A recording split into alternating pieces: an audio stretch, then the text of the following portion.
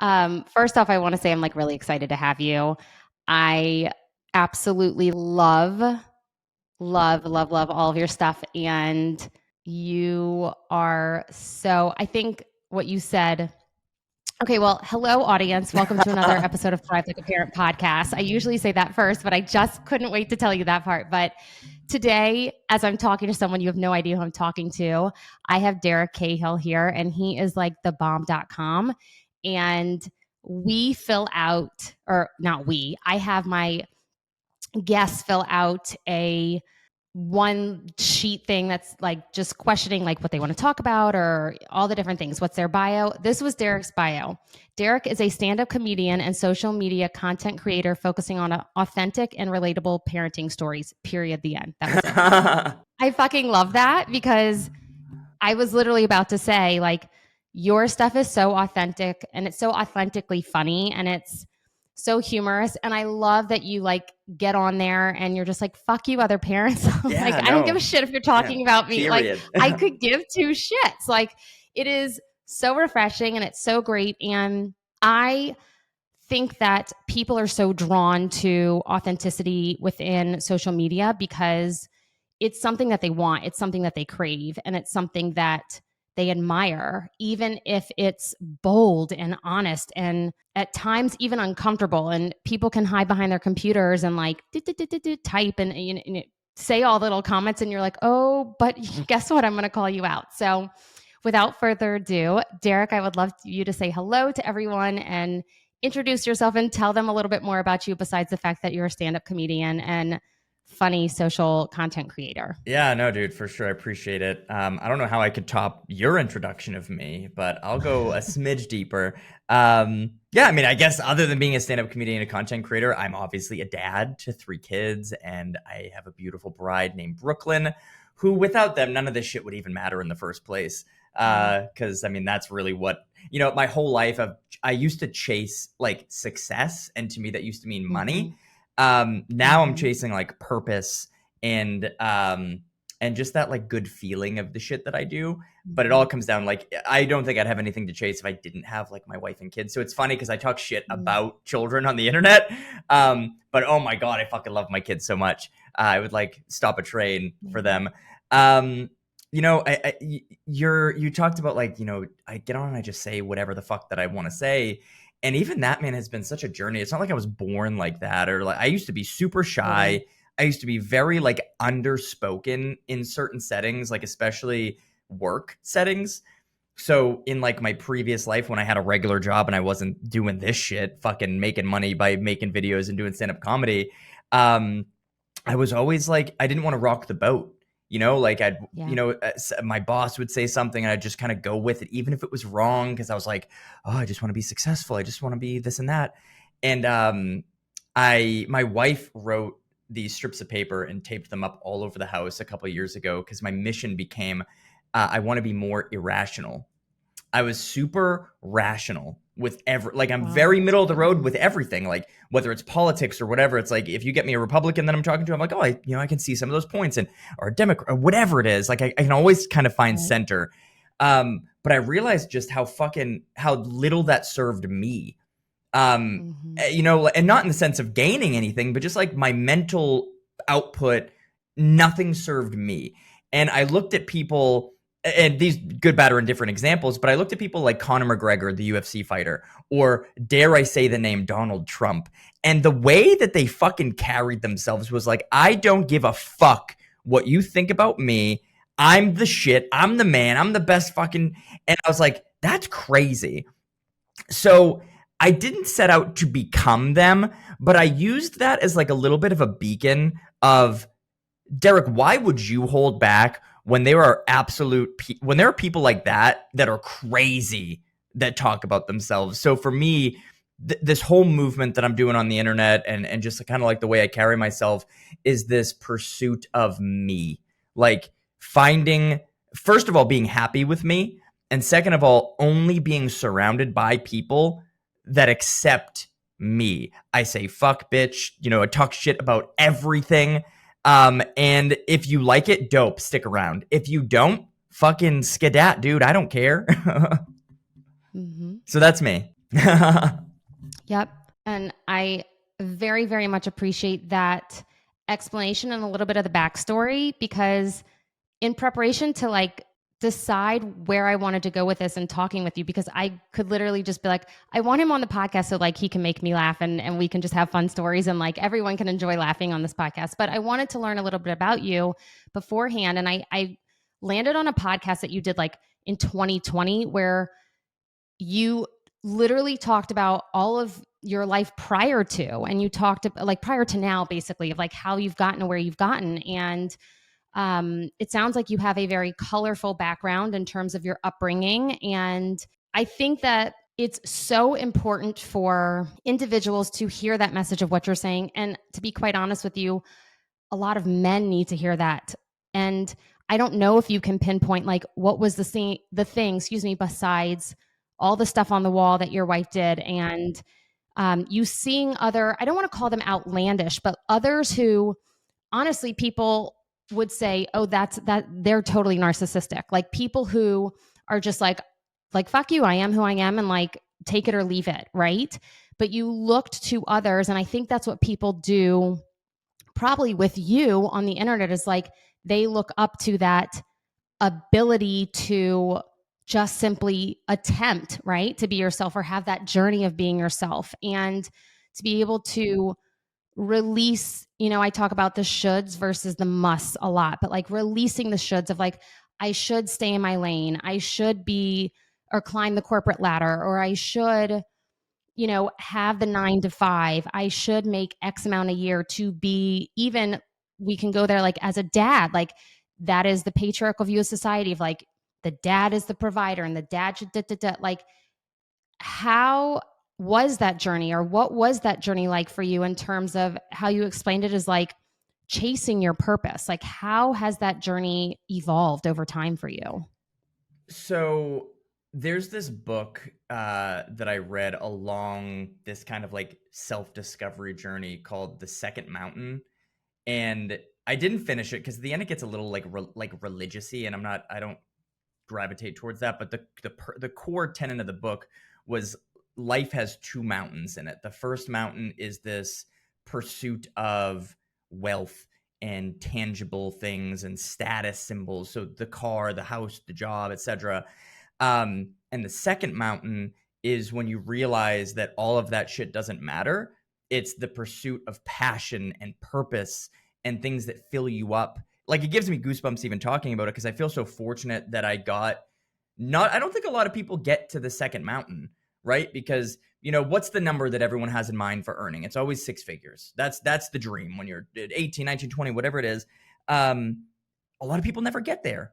So their journey never transcends money. It's always chasing money.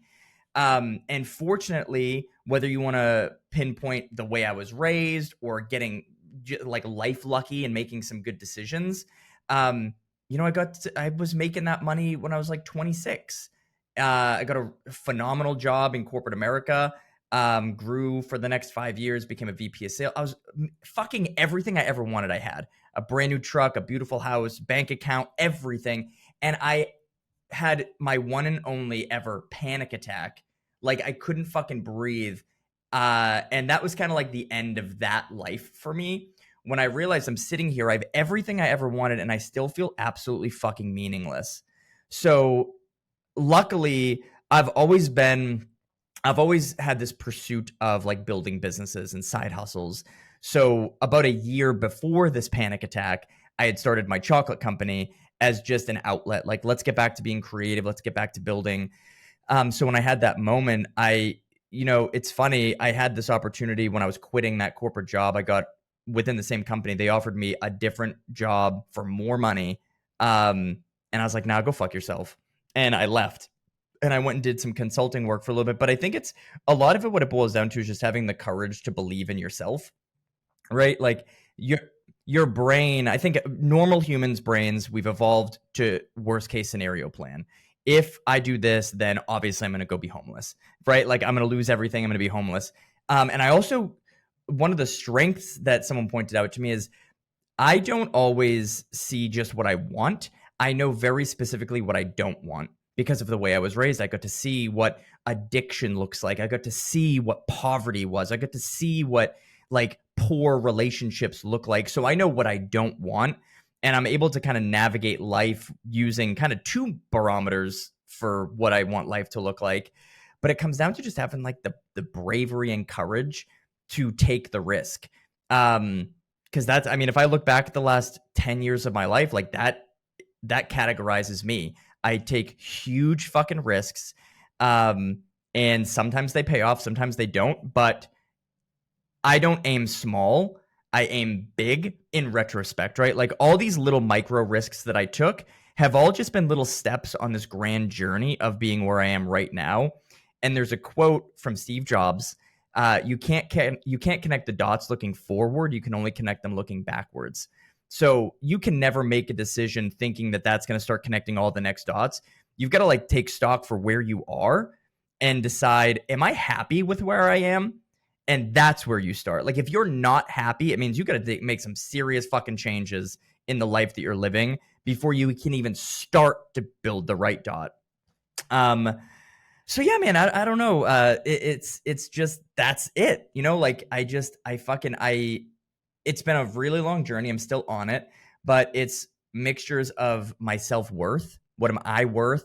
What am I willing to stand for? And who am I willing to surround myself with? And it's a complex, but also really simple formula that puts me, you know, where I'm at right now.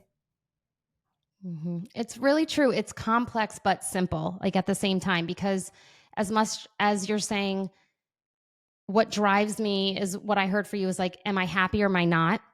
And do I have the guts and the bravery, right? Because and if you boil it down to those two things, they sound simple, but what comes after that is, sure, I've got the bravery, but there's so much fear of like, can I keep the lights on if I leave my corporate job, or like, will this work? And it does require you to build that self-confidence and self-worth within yourself of like the imposter syndrome or this or that it's like, no, I can do this. And I would say even for me, as I transitioned from a clinic that I owned into social media business and running my business through marketing on social media. And like, it's hard to stare at yourself in the face and like record yourself in the beginning and be like, oh shit, like, is that what I look like? Oh, I said a lot of things like and likes but then you get used to it and it becomes second nature. And the process of it becoming second nature, the process of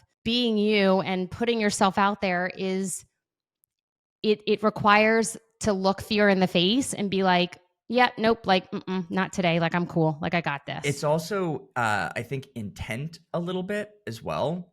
I get a lot of people that will reach out to me, or like even friends, that their first like mission is making money.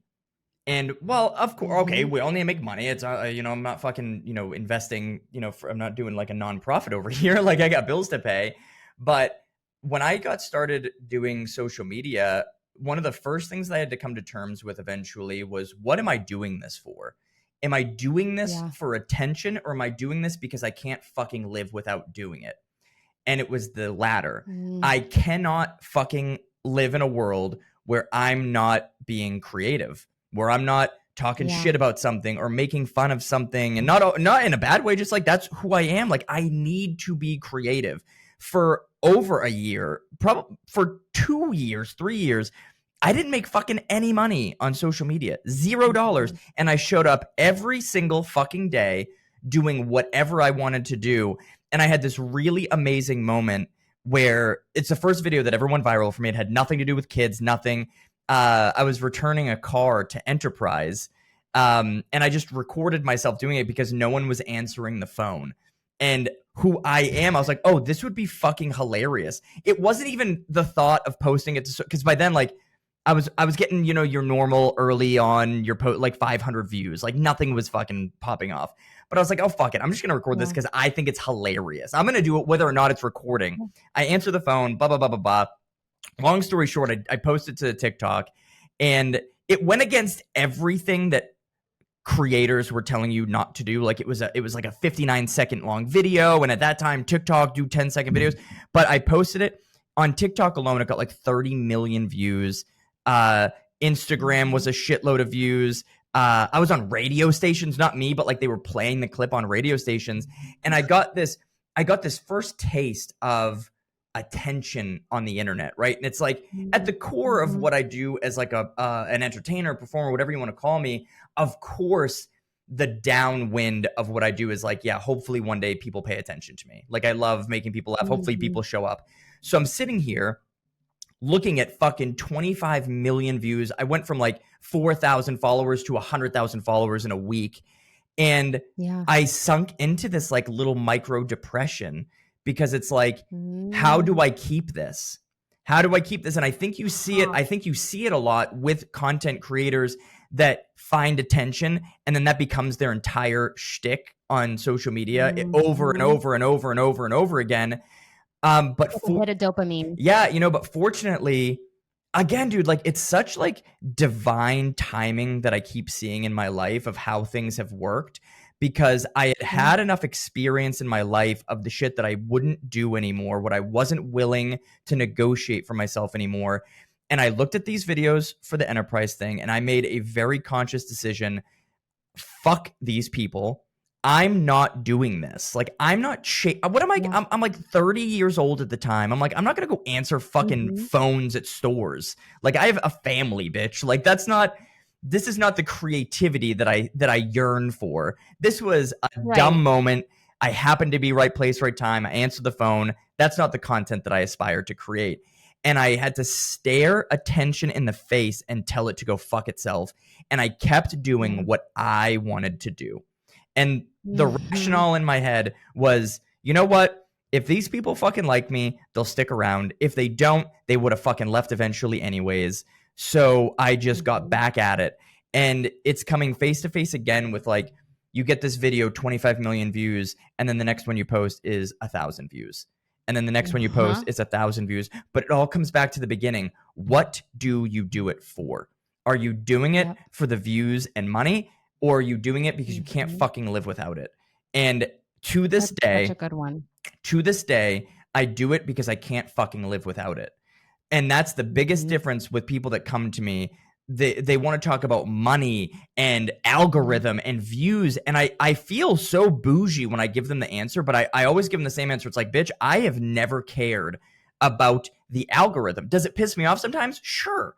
But I am never in my fucking life going to follow algorithm advice. Like, oh, use these three. I've never used a hashtag in my fucking life on any of my posts ever. I don't post how much time you think a video should do. I get on, I make a video that I think is funny, and I fucking click post. That's my recommendation. But it goes back to the same thing. You've got to love it so much that the time doesn't matter. Are you willing to post onto social media for 2 fucking years for nothing? And if you're not, to fucking find something else, dude. This isn't your shit. Find something else that lights your soul on fire. Yeah. And I do think it is the creativity. Like for me, I was a dancer growing up. I've danced since I was 2 years old. I can tell. You look like a dancer. Oh, well, thank you. I literally started by doing videos that I was like, literally, like I recorded one earlier where I was like, I haven't danced on the counter in a really long time. So I like did one where I was dancing on the counter, and I was like, oh, that felt really good. Like I haven't done that in a really long time.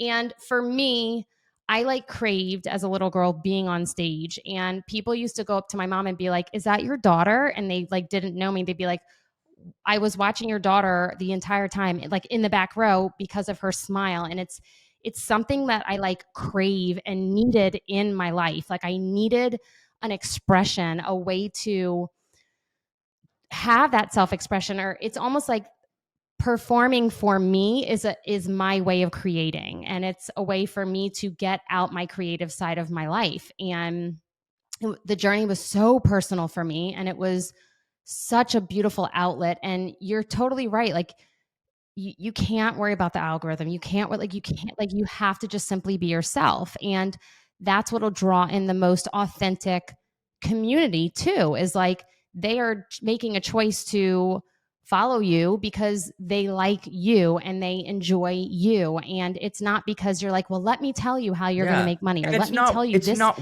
work. sound is about to go viral. Like, who gives a Yeah. shit, you A- know? I've blessed myself with being able to do this and it never feels like work. There's nothing to keep up. I don't fucking pre-plan content. If I've actually gotten to the point now where it's like for I'm telling you, dude, for like 2 straight years I never missed a day. I never missed a fucking day. I'm to the point now where I give myself a little bit of grace. Like if I'm, if I'm in a slump or whatever, I'm just feeling not creative, I will give myself a day off from posting.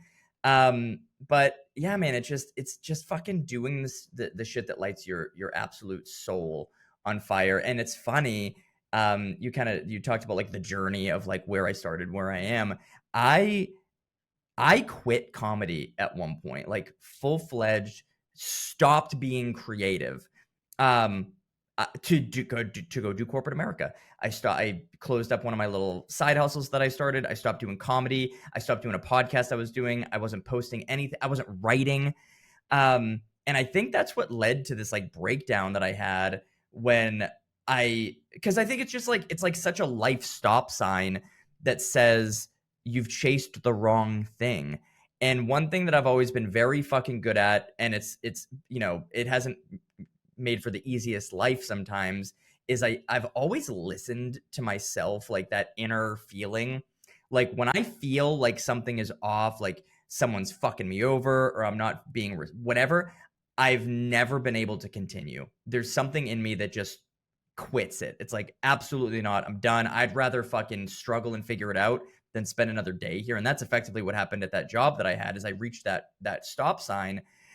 And it's crazy that for 4 years I gave up the thing that was like such a gift to have, this ability to kind of like find the humor in things and extract it. And for something I quit, I'm on a fucking national comedy tour now. And I have, a million followers that follow me for my fucking stupid videos. And it's like, I was talking to my wife last night at dinner because she's in her journey of like, what is my meaning? Yeah. And I had to tell Yeah. her, I was like, if you take anything from the journey that you've witnessed over the last 10 years of being with me, I think that you have to just know by now, the universe will give you what you're meant to do. Like it will usher you along your path. But the Yep. key thing is like, you just have Yep. to be patient. We live in a Mhm. world where it's like, we want everything right now. Like still, like I kind of want everything right now. But I really come back to that quote often, that the connecting the dots quote. Mhm. And I think it helps settle me into like a really present moment with myself of like, I'm happy right now. I love what I'm doing. I Mhm. love what I have. I love where I'm at. If it never went anywhere further, I'm having a phenomenal time as it is. And I just have to Yeah. trust myself. Like I keep delivering and we'll just see what fucking happens. Mhm. And I think it's really hard to listen into that voice. I think a lot of people push that voice down, they neglect that voice inside, they ignore that voice, or they tell that voice that they're wrong. And I have specifically found patterns with men because their brains are more black and white, a little bit more logic brain than emotion brained. I think that men are a lot better than at that than women. We can spiral ourselves into, but this, but that. Like we could literally go down a rabbit hole forever. And I think that men are really great about, okay, like this is pretty black and white. Like, got it. I'm going to go this way or that way. And like, that's my choice. And a lot of men, it seems that they don't look back either. It's like, got it. Like, this was a choice and we're moving forward from that choice. Like, we're not going to dwell on the past. We're going to keep going and learn from it. And then what's the next thing that comes? And I think that in order to find that happiness in your life, in order to go after your purpose, and in order to be fulfilled within your life, not just building the bank account or I I think the best thing to say is, and the question to ask you is, you were a parent when you were in corporate America, right? Mm-hmm. Yep. Were you happy as a parent? when you were living that life versus the life you're living now as a parent, like as it relates to parenthood and being present and available and enjoying your family, you know? I think that's a little bit of a loaded question because oh fuck, how do I want to answer that? I guess to answer it clearly, um I'm way happier now with myself, but it's also one of those things where it's like you don't know what you don't know. At the time, Yeah, I felt like I was doing the best I can, and sure. living by the pre-written rule of what it means to be a grown-up. You have your 9 to 5, you come Mhm. home, you have dinner with your family, you have your weekends, et cetera, et cetera. I was living by the fucking rule book. Um, that said, I Yeah. remember, I think one of the biggest blessings, which is going to be funny, what I'm referring to, was COVID, because I started working from Mhm. home. And prior to working Yeah. from home, at this time, my daughter was 4, and she was like such a mama's girl, like not necessarily like not a daddy's girl, but loved her fucking mama. And I started working from home, and I noticed like within a couple weeks, every morning she was coming up and sitting on my lap, and we were like starting our day together, and our relationship Mm. got so much closer with me working from home that I would never go back. Like I would never go back to an office. Like I have a Mm. 2-year-old son. I'm with him every goddamn day. Like I wake up with him in the morning. I'm up here at my Mhm. office sometimes, and that's actually one of the biggest things that is scaring me about this comedy tour is I have to go out of town for a couple days every other weekend. Like I don't know if I'm gonna like that. I like being at home with my fucking kids all the time. So it's this constant kind of back and forth with like, making, obviously like I have to provide for them. So like, blah, blah, blah, blah, blah. Shit needs to come in. So I can give it a few months and see how it makes me feel. But I think the biggest thing is the lens in which I changed the way I looked at life. What I realized is there's no amount of money that's enough. Like if I remember when I first started working in corporate America, my salary was like 70 grand a year. And then the next year I got promoted, then it became 120. Then I got promoted again, it was 180. I got promoted again, it was 220. And each and every one of those progressions never felt like enough. It was my mindset always went, what's next? Yeah. What's next? Give it to me. What do I go get next? Mhm. So when I was able to abandon that way of thinking, my hierarchical needs changed. Like it Yeah. stopped, money wasn't number 1 anymore. And for the longest time, it was number 1 because I thought that was the way to care for my family. If I make enough money, everyone's cared for. Yes. Um, but now, no, no, no, no, Yeah. no. I've done my job, My right? love and my presence is that number 1 thing. Money just supports that. So Yeah. seriously, dude, like my whole fucking mindset Yep. on money has shifted now where it's like, 4 years ago, I could never get enough of it. It's like, give me the fucking pot of money, dude. Like, give it all to me. And now I literally look like, what's the smallest amount of money I can make that enables me to live this life? Like, how little do I need? And it's so fucking crazy. But Mhm. I truly, it's like, what's the littlest amount that I can bring in versus, and it's so subjective. There is a number. This is what I Mhm. need to hit every month versus the other way. It was infinite. 5, 10, 15. It was this never ending hustle. And think about how Yes. much of my mind power went with that. Where am I going to get it next? How am I going to earn more money? And now it's just like, I get to chill and I get like these, now. And the thing here's, fuck. Because it's such a blessing to be able to say that, right? Like I have chocolate, I have social media, I have Yes. comedy, I wrote a book. Like I have all these little income streams that come into me that give me that low number now. But what people don't see or don't care to investigate is the fucking 10-year journey it took me to get to right here. And that's the biggest Yes. piece of advice that I could give people is like, if you want freedom, bitch, you better start right the fuck now because you need to start taking the step. Yes. Time is going to go by with or without you investing in different areas of your life. There's never going to be a magic moment that everything fixes itself. Like, you've got to like almost go slum it out. Like, I'm not saying go quit your job. You know, the biggest misconception people have is like, in order to start a business, you got to quit a job. It's the biggest load of shit ever. And I can say that through experience. I've done it like twice and it never works. You're always under like ridiculous amounts of pressure.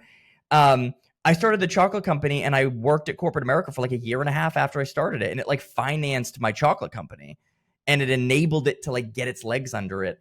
But it's just about like that first decision to like tell everything around you to go fuck itself.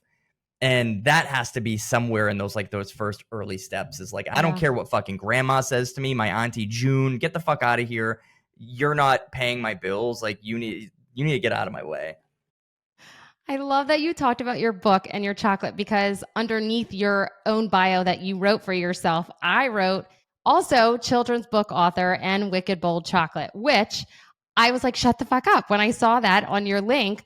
And I was like, I love chocolate. Like, I was just eating chocolate. Like, how did I not know about this? And then it was like, find it near the nearest store. And so that I'm like Googling and I'm like, okay, it's 6.7 miles away. Got it. I'm going to Sprouts later on today because it looks so good. I am the but you really worst have self-promoter dabbled ever. in so many different things. And I love that you explained too, that like, it didn't happen overnight. Like, you told other people, like, you better start now. Like, this doesn't happen overnight, right? Like, you woke up one day and one of your reels went viral, and of course other ones have, but it wasn't like I decided I'm just going to start an account and like tomorrow I'm going to be the Kardashians. Like, great, tomorrow, like that's what we're going to do. You know, like I'm going to make the Skims and I'm going to do all the things. Like, it doesn't happen like that. And it does take effort, but I think what I'm hearing from you too is that you did it in a way that was enjoyable for you. Like, you did it in a way that worked for you so that you could still be present and happy and enjoy your life with your family and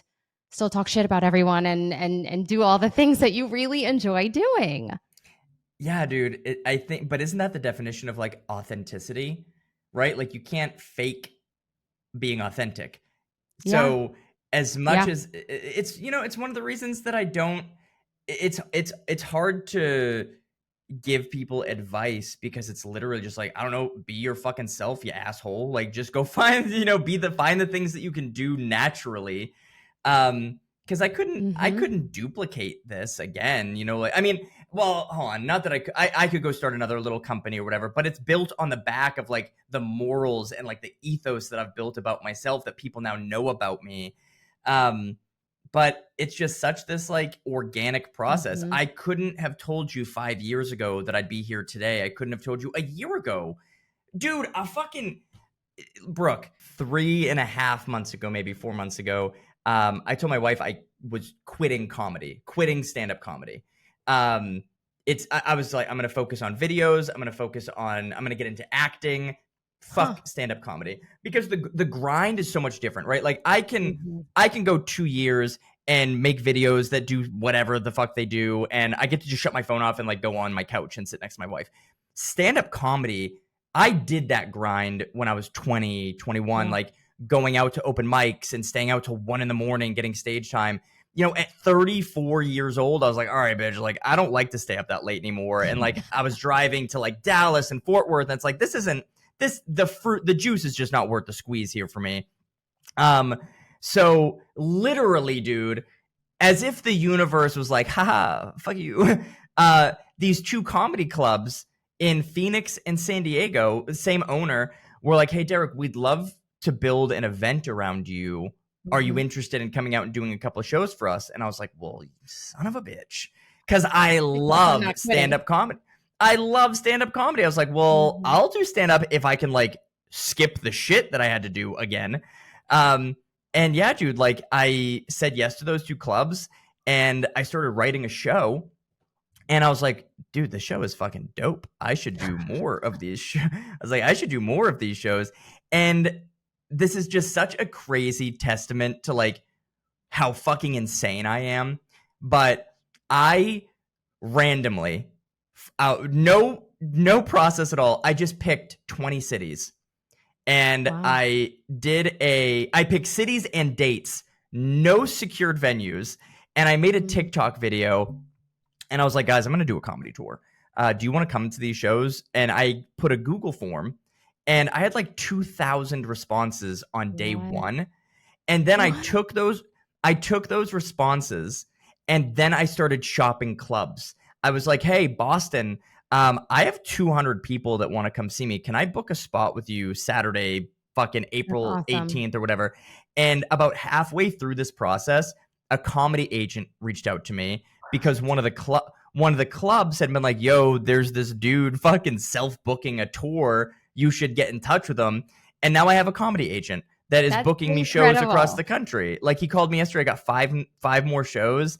And it's just so remarkable. Like, when you just like, how do I want to say this? It's like when you give Surrender. surrender, bro. Yes. When you just fucking surrender Yes. to the moment, it's so amazing what opportunities present themselves. Like, I couldn't fucking believe it that a few months prior I was like, I'm done with this, and now I'm on a fucking 24 city comedy tour, and I'm like, they're fucking, they're sold out. I got my 3 shows all throughout March are 100% sold out, and it's like, this is fucking insane. I think it's so hard for people to surrender, but I cannot agree with you more.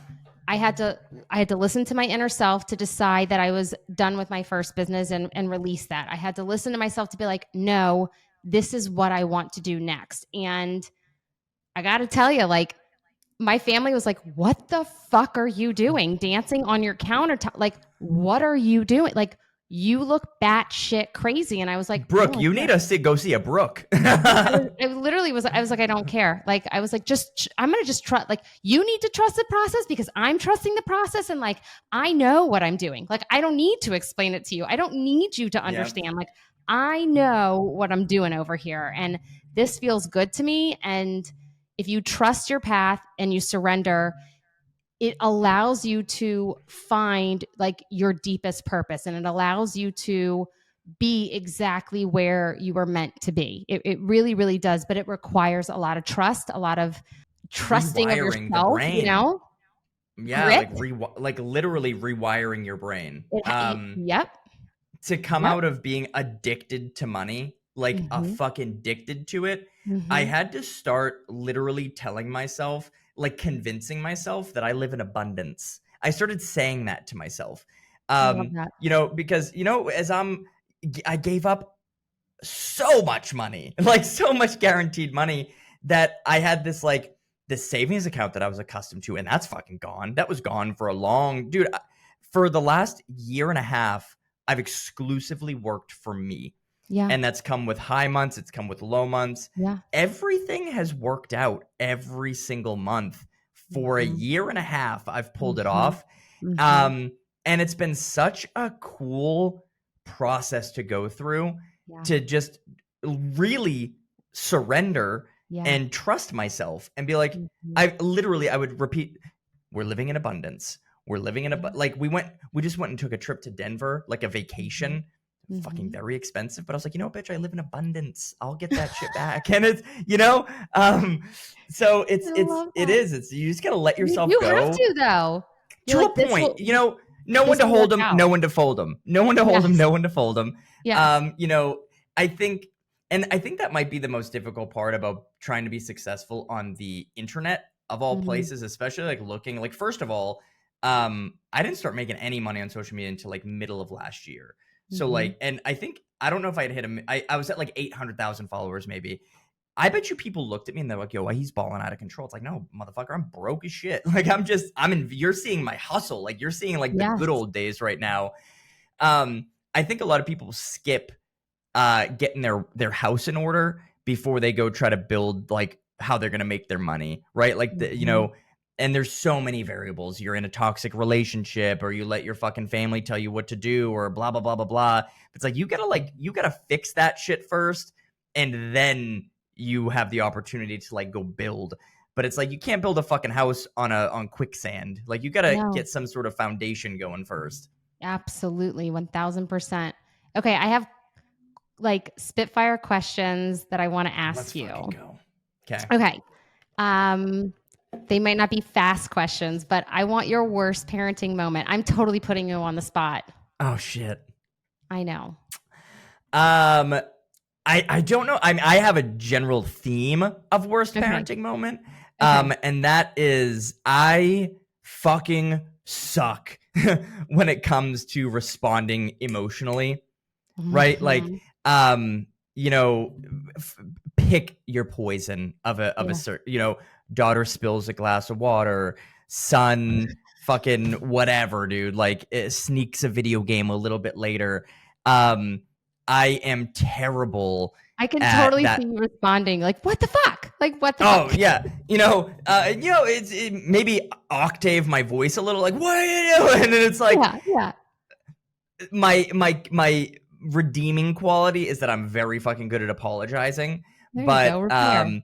yeah, you know, but I again, like I just look at it through the lens of like, I guess I'm not fucking perfect, but yeah, I can No. overreact from like that gut emotional, and I wish, and maybe I'm just in my process, you know, I'm on the journey of healing that part of me, but I would love to get to the point where I can like take that breath before I open my fucking dumb mouth, because this dumb fucking mouth, and it's not even like, I don't even really cuss like never at the kids, but like I don't cuss at home. Well, my wife would probably be like, "You're a lying sack of shit."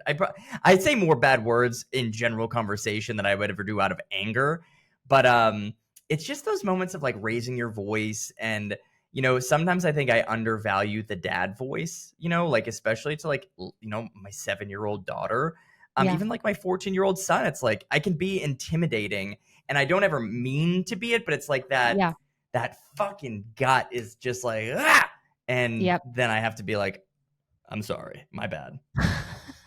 But I think that's really great to say, because so many people that I work with are like, I'm a terrible parent, I'm this, I'm that, like, and they just rip themselves to shreds. And I really truly believe that as long as you care, your children will know you care. Oh, yeah. Like, even if it comes out wrong, or even if you say it wrong, like there's so many like scripted parenting things these days. It's like, when are you going to remember to be like, oh, well, I'm supposed to say, this is what so-and-so told me to say. It's like, no, like your brain is going to spit out whatever comes out. And it doesn't necessarily mean that you're a shitty parent, or that you don't know what you're doing, or you don't have feelings for your child. It's just, sometimes things like that happen, and we can of course circle back around, and we let them know we care and all the different things. And I believe, bottom line, as long as our kids know that we care about them, they will be just fine. Like, they will be just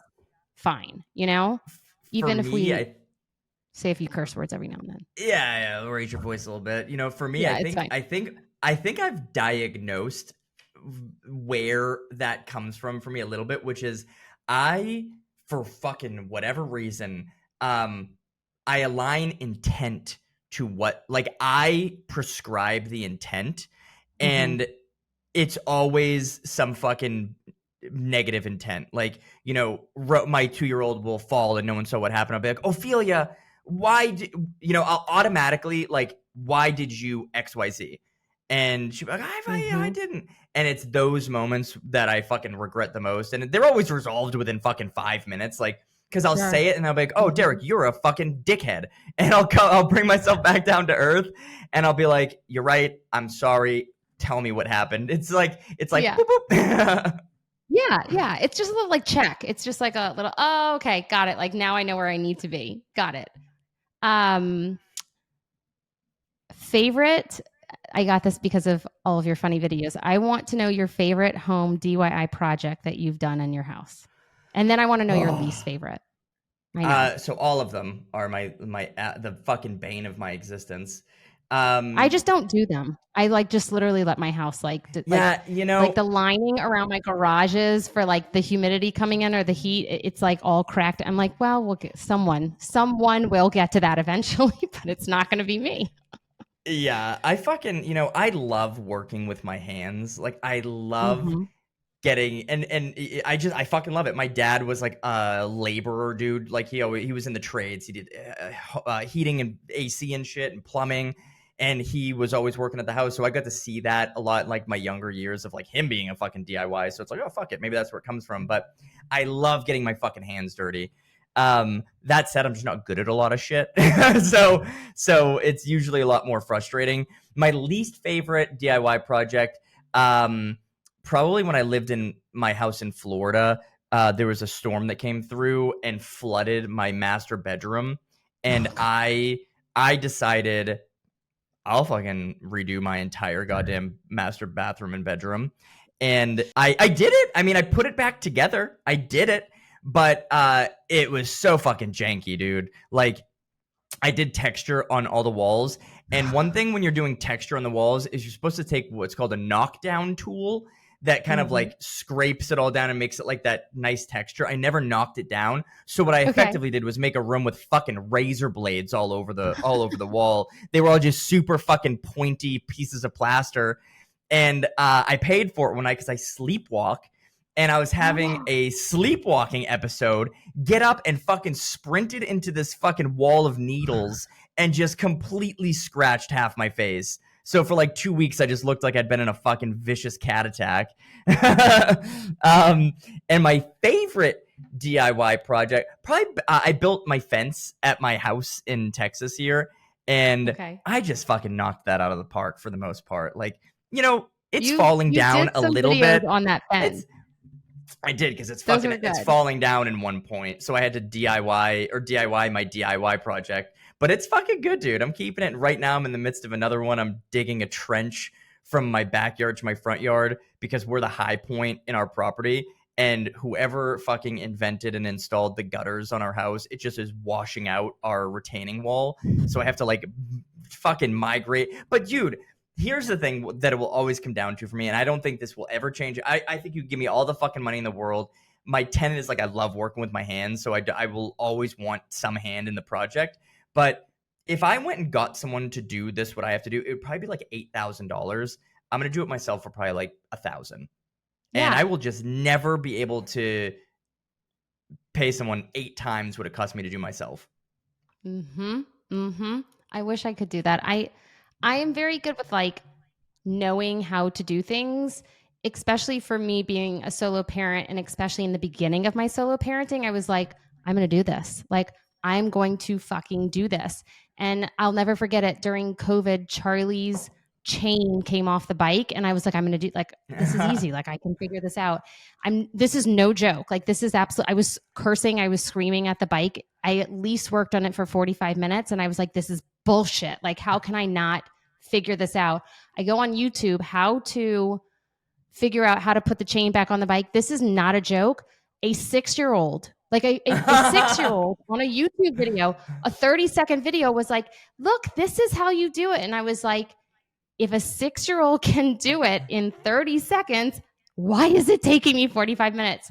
But I swear to you, I was like, okay, I'm too angry at this bike to try it again today. But the next day I was like, all right, 10 minutes and I got it. And there's like such a sense of pride of like, you did that. Like you built that desk and you know, we did so many DIYs especially during COVID because we were home and there was like nothing else to do. So we built a garden and we did a little, you know, station for the kids to sit and a sandbox and like all these crazy things. But I love your videos. Everyone go watch his videos on the DIY stuff because they're hard to find.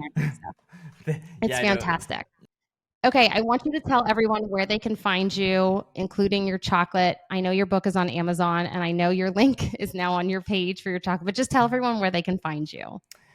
On social media, Instagram, I'm just my name, Derrick, DERIC _Cahill, CAHILL. TikTok, Boldfam, BOLDFAM. Okay. And how many shows do you have that are booked right now? You said some of them are sold out, but you have how many ahead of you? I have, I think 24 shows coming up. That's incredible. That's so fun. It's crazy. That's so fun. Exciting. It's so nice to get away from behind the camera, you know, like in front of other people rather than just like You know, like, it's hard sometimes when it's just like you're talking to the camera and you don't see the people who Yeah. are part of your community. And this is like getting to see your community and actually see and be with other people, you know? Yeah, it's really cool to cross the bridge from internet to real life Yeah. because there is this Yeah. like, this weird like internet celebrity, aspect, Mm. and I'm sure you're accustomed to it too, where it's like, you know, I'm not fucking I make dumb videos on the internet that people I relate know. I'm to, just a right? Like, human. Like, I'm just a yeah, human. and Mhm. I there's a book, I can't remember what the name of it is, but it calls out this like weird digital age of fame, and it's like make believe, like it, and I Mhm. think I fully respect that it could all shut off tomorrow. Mhm. I love crossing the bridge to real life because Yeah. stand-up comedy is something that I love doing, and it's such an amazing opportunity to be able to go do, for however long it lasts. I'm just fucking loving that I'm getting the chance to go Love do it. it, and to your I point, like love get out it. from behind the camera. Yes. Yes. It's so incredible to meet someone as refreshing as you. And I really do think so many aspire to love what they do and like live their life as they please and live it with purpose. And I think you've done such an awesome job of being able to express that it's not as hard as it seems. Yes, does it take effort? Yes, does it take work? But if you want something, you can always reverse engineer it and go after that path. And I love the abundance that, like you just said, so many good nuggets that everyone will take away from this. And I hope they put it to practice because I know that so many people are, to be completely blunt, like so many are so miserable doing what they hate, you know? And Yeah. it's like life is so short. It is just, you've got to enjoy what you're doing. And if you're not, I know it's scary as hell, but like you can release it and surrender, like we talked about, and go after whatever it is, the thing that you want, and enjoy your life. Yep. And the last ad, you said effort and hard work, which it most assuredly takes. But fucking above Yeah. all of that is time. Yeah. Time. You can't hard Mm-hmm. work yourself into the life that you want in a Mm-mm. tiny time frame. Like it's so Mm-hmm. much it's so much fucking breaking yourself and failing and Yeah. falling and putting band-aids on yourself and being able to look at yourself in the mirror and be like, I survived. Like go do some scary shit and just see that you'll be alive at the end of it and do that 10 more Mm-hmm. times. Like that's Mm-hmm. the biggest Mm-hmm. thing, dude, is like be willing to fall down and be embarrassed and look like a fucking idiot, and have people doubt Mm-hmm. you. That it's almost like Mm-hmm. the price of admission.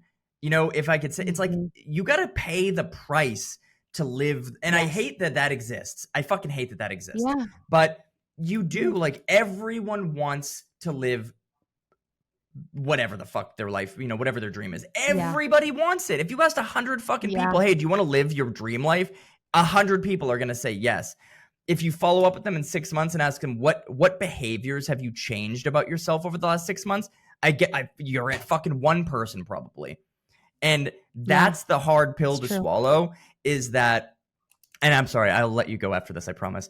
But No, I love this. if you're seeking purpose anywhere other than in your fucking soul, you're not going to get there. If you're looking You're so external right. at anything, oh, if I could just get a promotion, if my boyfriend would just love me more, if I could just have my girlfriend not be an asshole, you're fucking losing. You're not even getting It's off the all finish line. internal. Until Mhm. everything that you do in your life is your responsibility, you got fired, Yep. fuck you, that's your fault. Within reason, Yeah. right? Yeah. Yeah. Yeah. Whatever, it's on you. It's this radical sense of ownership. That is step one. You Yep. cannot get to step 1000%. two without starting at step one, which is looking in the mirror and being like, this is your fault, you fucking asshole. Like that's step one. Totally. Totally. Totally. I could not agree with you more. Absolutely. You have to take full blown responsibility for your own life. You have to take responsibility for your own feelings, your actions, even the dynamics you play within your friendships and relationships and your career, like all the things. You have to take responsibility. Otherwise, you just look outward to blame everyone else. You're It's looking everyone for the else's fault. hand to pull you up or whatever. Yeah. Yeah. Yep. Yep. Absolutely. Derrick, thank you so much for taking the time to do this. And I really hope you come here.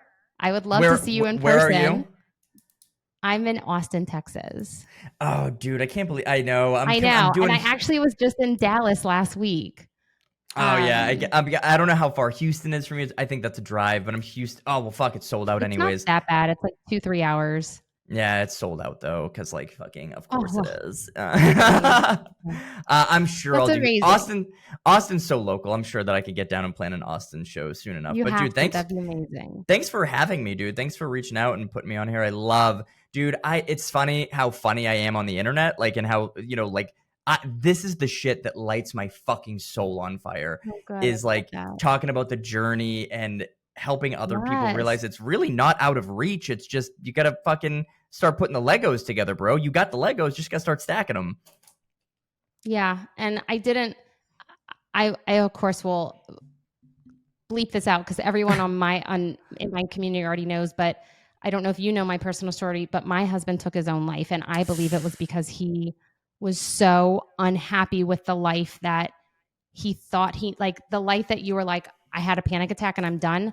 He could not make that switch. And like, I was like, I don't care. Like, I don't care what we make. I don't care. Like, he was so focused on like that road of like what it should look like that he was drowning, just absolutely drowning in life and what it should look like. And I believe that your message is like so crucially important because I have male clients who are literally like, I'm telling you, like one male client of mine, like making $1 million a year, like can't get off the train and he is fucking miserable, and like he's been making $1 million every single year, like for years, but he can't do it because it is so hard to make that switch. And for others to hear your story and to see that it is possible is going to give a lot of people like a kick in the ass and like motivation for them to be like, this is possible. I can do this. And it's wonderful to see someone who's happy and enjoying life and doesn't give two shits about money, doesn't give two shits about what they're making, but it just enjoys life. I give one shit about money. That's one shit. We'll give one shit. That's all we Yeah. give is one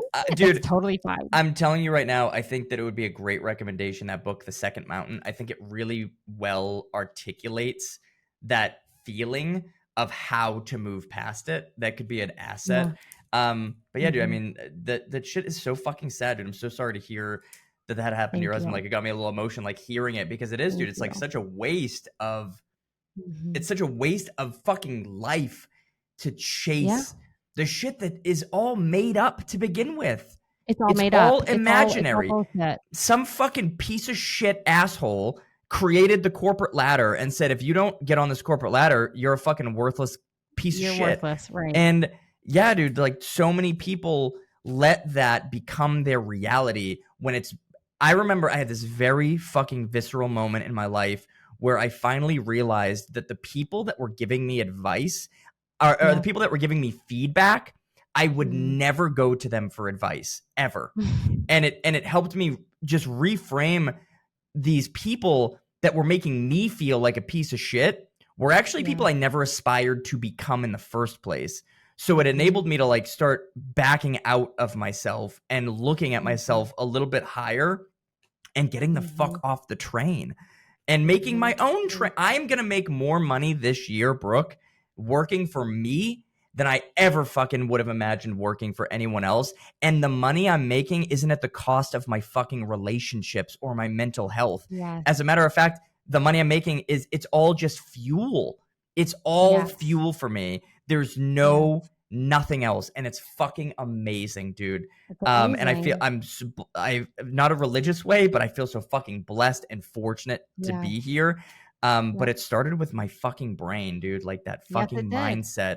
Yeah. So, and I mean, like, that's literally what I teach clients is like rewiring their brain, shifting their brain into this life, into a life where you're fulfilled and joyful and happy. Because like at the end of it, like, what is the point? Like, what's the point, you know, if you're not enjoying your life?